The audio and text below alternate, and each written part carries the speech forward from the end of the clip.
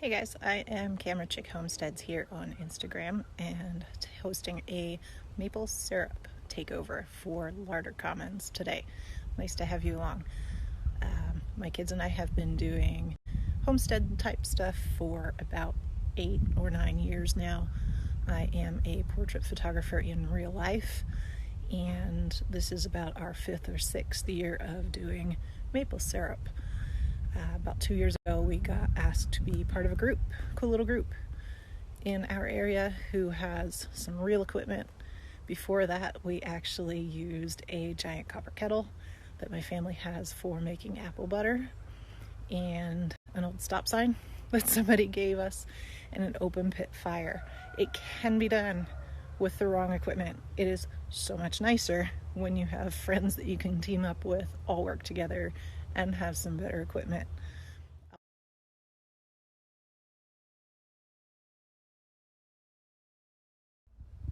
This is a really good example of a tree that produces a ton. It is a maple, but it is actually a silver maple rather than a red or a sugar. So it produces a ton of sap. It tends not to produce quite as concentrated of a sap. You can see we got this tap in really well. These are not my favorite taps. They're what we started with. They are not what we will be continuing with when we start to upgrade, but they've actually held up really well. They are I believe they're 11/16 inch, and it's just too big. I would actually really prefer the 3/16 or the 5/16 stainless, but I don't know how well you can see it. These buckets were emptied yesterday, and they're producing really super well. And it's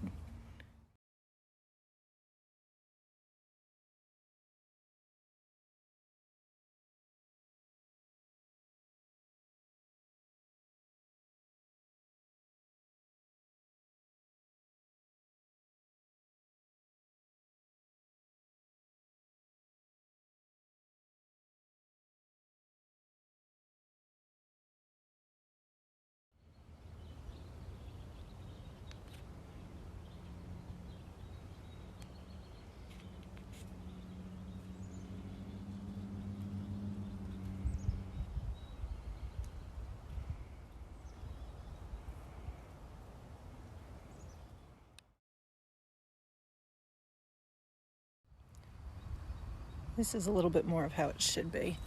Showed you in the last video where it was leaking really badly from the tap hole, and certainly from the first tap hole.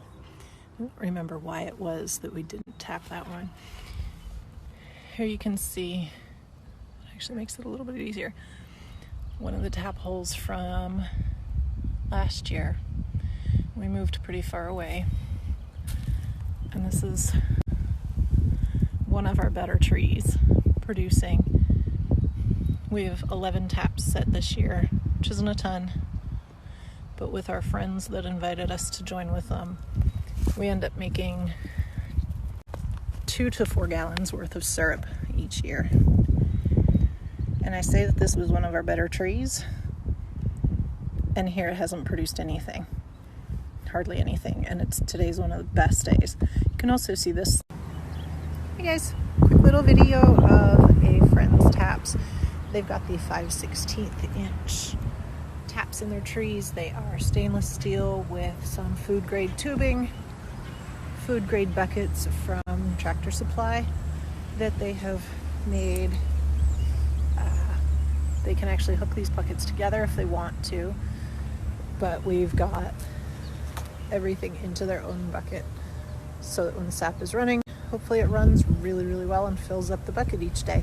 It doesn't end up being quite that good most of the time, but it's not a bad gig. He's got some really great old maple trees. You can tell across the pond he's got a couple more. This is a great example of a tree that for every 10 inches you can put a tap. So if you have a young tree, wait till it's 10 inches long, in diameter to tap it, and then for every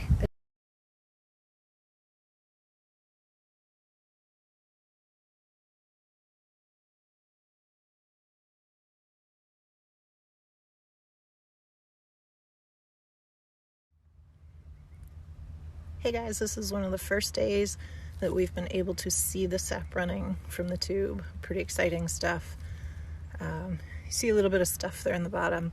That all gets filtered out between our initial filter as we put the buckets into the warming tray, warming pan, and the secondary filter with a super fine filter once we're done boiling.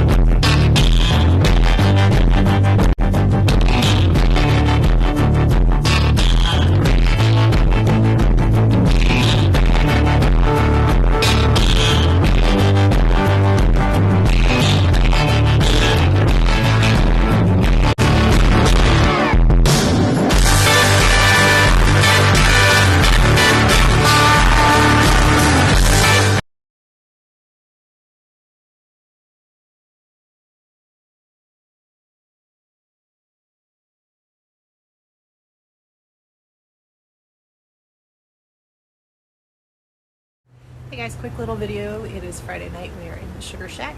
The fire has been going since about 6 o'clock and it is so windy. I was going to try to get some better video for you, but it's just much too windy to be able to get a whole lot right now. So the fire's going really well. Steam is coming off nicely. We were evaporating at about 4.5 gallons per hour, which I think is pretty great. Preheating the sap definitely makes a huge difference, and that's this pan here. I have it turned off right now because it's a little too high in the evaporator pan. Our friends walked away and I was watching the fire, so that was my mistake. It's not a huge deal, just kind of goofs up our boil a little bit temporarily.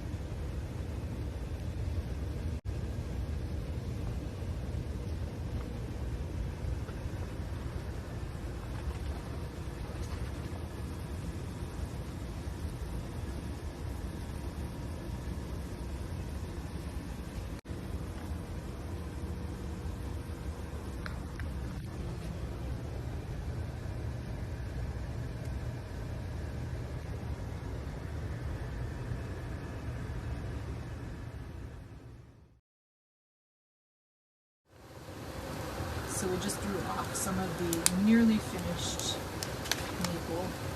It would have been at about 214 degrees Fahrenheit, but I thought it was kind of cool how the drain pipe was still a little bit steamy. Our fire's going like crazy. Sorry to have cut the live short, but we needed to take off the draw.